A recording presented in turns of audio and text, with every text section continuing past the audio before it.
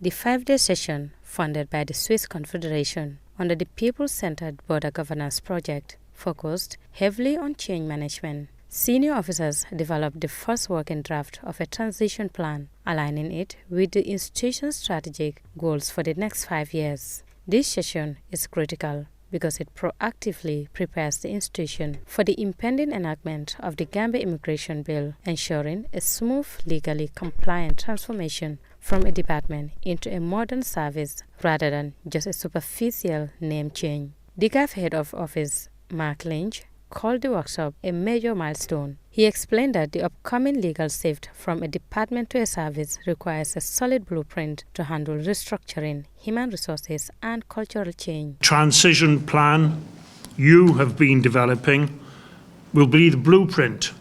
It'll be the blueprint to guide your institution during this transformation.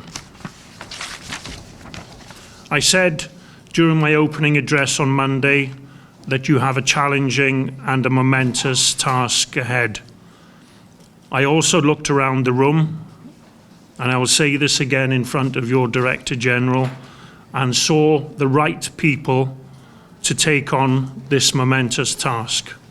GID senior officers holding the appropriate roles with the relevant background, experience, dedication, leadership skills and charisma to lead the GID through this fundamental transition. This week, you have more than lived up to my expectations. Assistant Director General for Policy and Oversight at the GID, Louis Mendy, expressed satisfaction with the high level of interaction. He stressed that the final transition plan must be tailor-made to reflect a legacy of professionalism and accountability. I've looked at what worked, or what is working for us, and what is not working, and we have proposed new ways of doing things moving forward from GID to GIS. Because when we move from GID to GIS, it's no longer going to be business as usual. Some rules have to change, our staffing needs have to be looked into, our logistic needs should be addressed, and our welfare needs should equally be addressed. The workshop tackled critical themes including institutional capacity, capability, and communication, while participants also emphasized the need to integrate gender mainstreaming throughout the reform process. Proposed that we should have another intervention area, gender mainstreaming. Of course, this is not new. This is something you yourself have been talking about, and of course, our sister here, my colleague, Assistant Director General Olimotu Jame, and our Deputy Director General, who is the gender lead champion. But then we want to see it different this time around.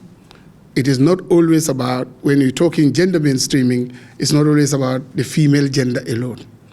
We have seen in the recent recruitment where the female gender almost outnumbered the male gender. This session bridges the gap between policy and practice, establishing a concrete roadmap to foster a long-term legacy for professionalism, accountability, and citizen-centered public service. The Director General of the Gambia Immigration Department, Ibrahim Mboub, also praised the DCAF for the timely support, stating that the GID is fully prepared to implement the workshop's recommendations to improve public service delivery. It's a day that I want to believe sets the pace for a new immigration service.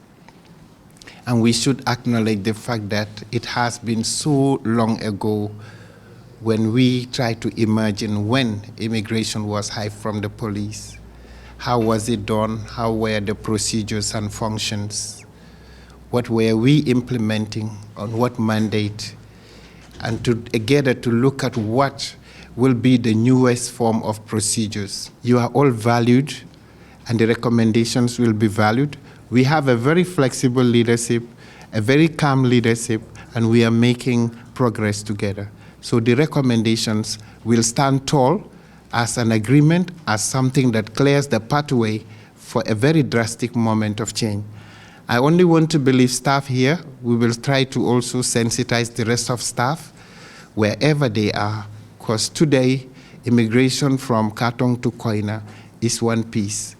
This initial draft is expected to now undergo further refinement in a follow-up engagement before being finalized. Look ahead.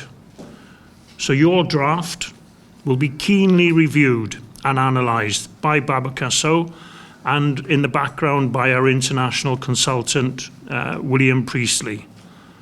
Remember, always, that feedback is a gift.